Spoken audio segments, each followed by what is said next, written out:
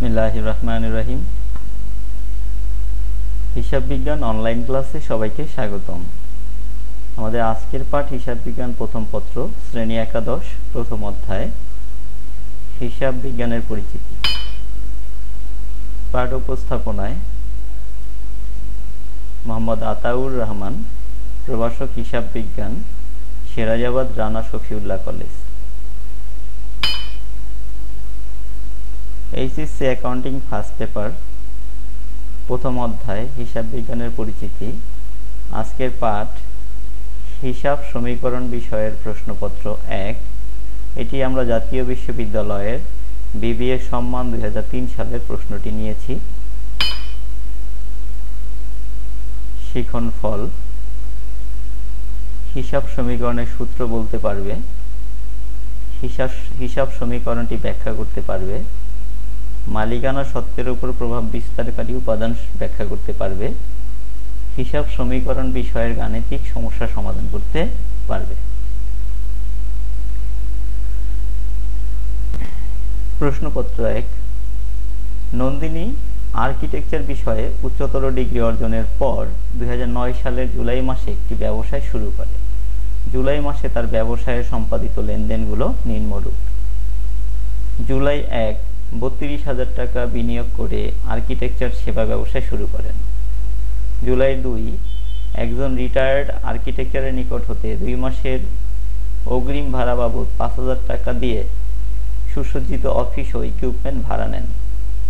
জুলাইয়ের 5, দায় বীমা পলিসি বাবদ 1 বছরের বীমা প্রিমিয়াম 2400 টাকা পরিশোধ করেন। জুলাই 7, ধারে অঙ্কন সাপ্লাইজ ক্রয় করেন 1000 টাকা। জুলাই 8, একজন কন্ট্রাক্টরের জন্য কাজ করে তৎক্ষণিক 2500 টাকা আদায় করেন। জুলাই 15, জেরিন কনস্ট্রাকশন কোম্পানিকে 3000 টাকার ধারে সেবা দান করা হয়। জুলাই 17, ধারে অঙ্কন সাপ্লাইজ ক্রয় বাবদ জুলাই মাসের 7 তারিখের দেনা পরিশোধ করেন। জুলাইয়ের 22, ওরিয়েন্টাল রেলিকে ধারে 1500 টাকার আর্কিটেকচার সেবা প্রদান করা হয়। জুলাইয়ের 25, জেরিন কনস্ট্রাকশন কোম্পানির নিকট হতে আদায় 2500 টাকা। জুলাইয়ের 27, ব্যক্তিগত কাজের জন্য নন্দিনী কারবার হতে 2000 টাকা খরচ করেন। জুলাই 29, ধারে 450 টাকার অতিরিক্ত অঙ্কন সাপ্লাইজ ক্রয় করা হয়। জুলাইয়ের 31, প্রিন্টিং খরচ বাবদ ওই মাসে 500 টাকা খরচ করেন। জুলাই 31, চলতি মাসের উপযোগ খরচ বাবদ 400 টাকা প্রদান করেন। জুলাই 31, 1 মাসের অফিস ভাড়ার মেয়াদ অতিক্রান্ত হওয়ায় খরচ হিসাবে দেখানো হলো। জুলাইয়ের 31, 1 মাসের বীমার মেয়াদ অতিক্রান্ত হওয়ায় খরচ হিসাবে দেখানো হলো। এবং জুলাইয়ের 31, অঙ্কন সাপ্লাইজের মজুদ হতে 1200 টাকা খরচ দেখানো হলো। এ ছিল প্রশ্ন। এখন আমরা আসি করণীয়তে। করণীয় ক, অঙ্কন সাপ্লাইজের সমাপনী মজুদ নির্ণয় করো। খ, প্রয়োজনীয় জাবেদা দাখিলা প্রদান করো, তবে ব্যাখ্যা প্রয়োজন নাই, অর্থাৎ ব্যাখ্যা ব্যতীত। এবং গ হচ্ছে হিসাব সমীকরণের টেবুলার ছকে লেনদেনগুলোর প্রভাব দেখাও। আমরা একের ক নং প্রশ্ন উত্তরটি দেখে নেই। একের ক নং প্রশ্নের উত্তরটি হচ্ছে অঙ্কন সাপ্লাইজের সমাপনী মজুদ নির্ণয় করতে হবে। তো এই জন্য আমরা একটা ছকের সাহায্য নিলাম, যেখানে শুরুতে আছে তারিখ, তারপর বিবরণ, তারপরে টাকা। তো যেহেতু আমরা অঙ্কন সাপ্লাইজ নিয়ে কাজ করব, আমরা প্রথমে দেখে নিব কোন কোন তারিখে এই অঙ্কন সাপ্লাইজ বিষয়ে লেনদেন আছে। তো আমরা তারিখগুলো আগে শনাক্ত করে নিয়েছি। জুলাই 7 তারিখে আছে, জুলাই 29 তারিখে আছে, জুলাই 31 তারিখে আছে, অর্থাৎ এই কয়দিন সাপ্লাইজ সংক্রান্ত তথ্য আছে। তো 7 তারিখে ধারে অঙ্কন সাপ্লাইজ ক্রয় করা হয়েছিল 1000 টাকা। এরপর জুলাই 29 তারিখে ধারে অতিরিক্ত অঙ্কন সাপ্লাইজ ক্রয় করা হয় 450 টাকা। তাহলে মোট দাঁড়ায় হচ্ছে 1450 টাকার সাপ্লাইজ ক্রয় করা হয়েছে। তো এর মধ্য থেকে জুলাই 31 তারিখে অঙ্কন সাপ্লাইজ খরচ দেখাইতে বলছে 1200 টাকা। সেটা দেখানোর পর আমাদের কাছে 250 টাকা মজুদ থাকে, অর্থাৎ এটাই হচ্ছে ক নং প্রশ্ন উত্তর। অঙ্কন সাপ্লাইজের সমাপনী মজুদ নির্ণয় করা হয়ে গেল। এখন আমরা খ নম্বর প্রশ্নে চলে যাব। একের খ নং প্রশ্নের উত্তর: প্রয়োজনীয় জাবেদা দাখিলা দিতে হবে, তবে ব্যাখ্যা নিষ্প্রয়োজন। প্রথমে আমরা একটা জিনিস মনে রাখব, যে কোনো হিসাব করার ক্ষেত্রে 3টা কোশ্চেন করব। অর্থাৎ এর উপরে কিছু লেখা হয়, সেই লেখার টেকনিকটা হচ্ছে হু হোয়াট, হোয়েন অর্থাৎ কে। কে হচ্ছে নন্দিনী হিসাব, অর্থাৎ নন্দিনী হিসাব বই, এবং এটার সাধারণ জাবেদা করতে হবে, সেটা লিখলাম। এরপর যে তারিখের বিষয়টা আছে হোয়েন, সেটা আমরা তারিখের ঘরে দিয়ে দিলাম।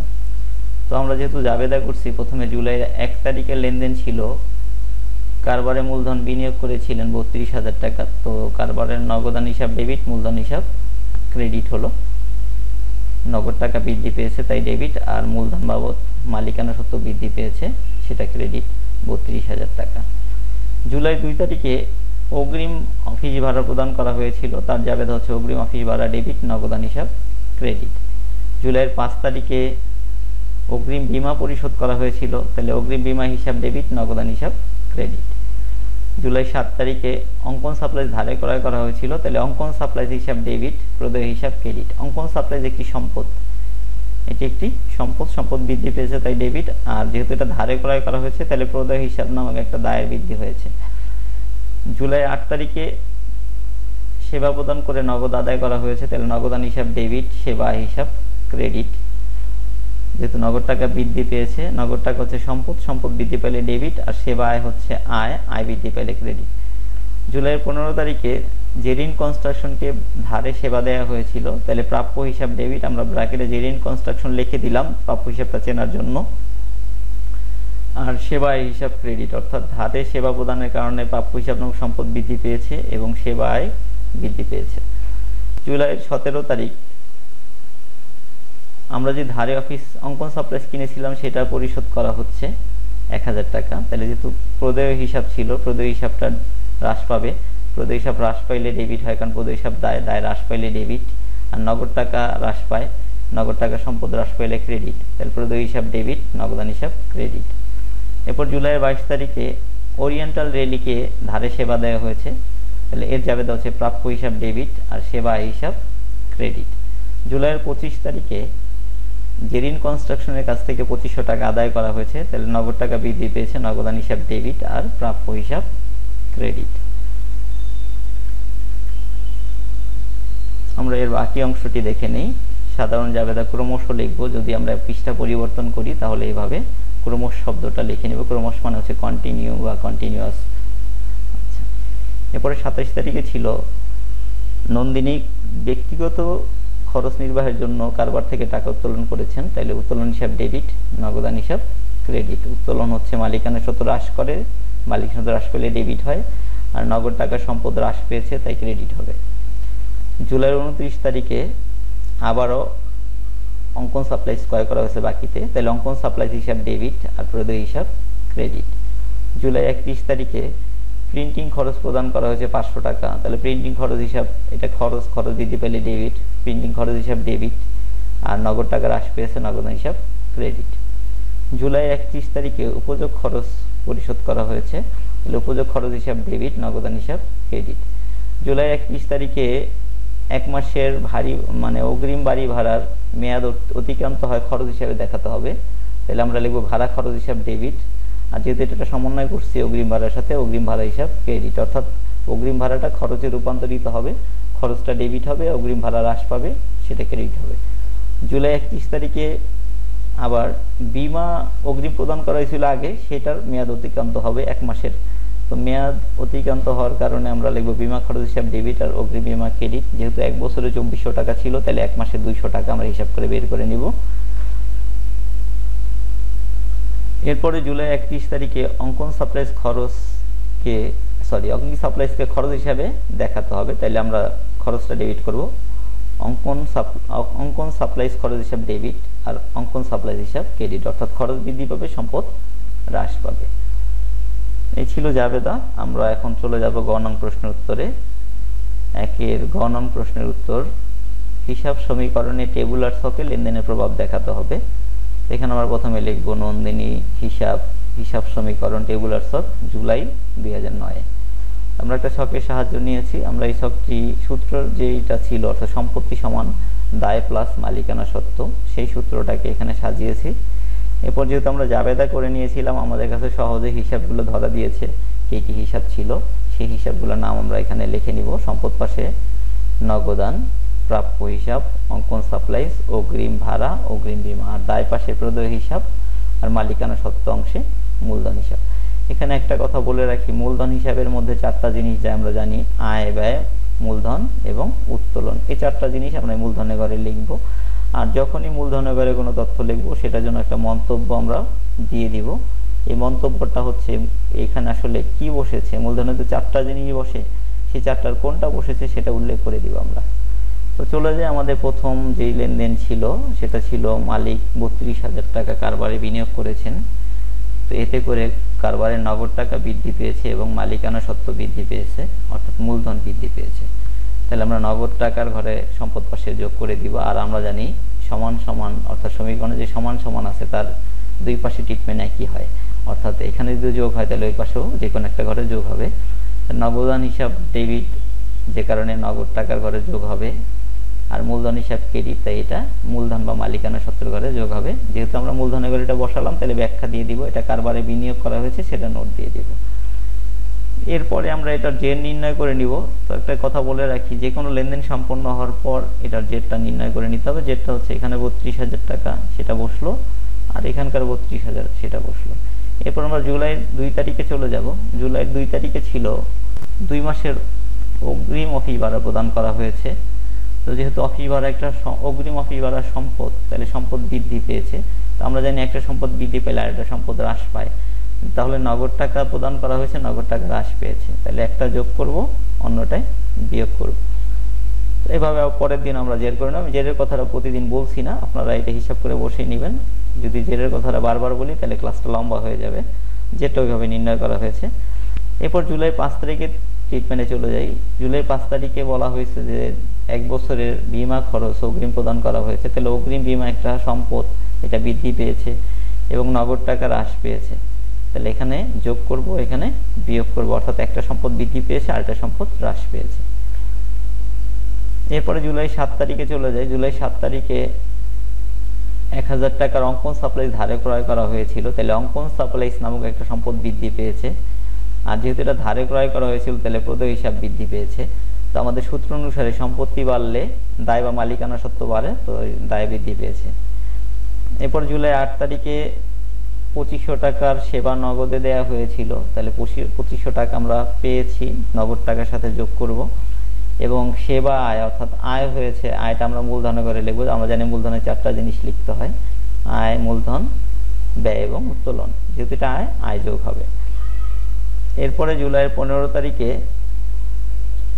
ধারে সেবা প্রদান করা হয়েছে। ধারে সেবা প্রদান করার কারণে প্রাপ্য হিসাব বৃদ্ধি পাবে, অর্থাৎ আমরা সম্পদ পাশে প্রাপ্য হিসাবের ঘরে লিখব।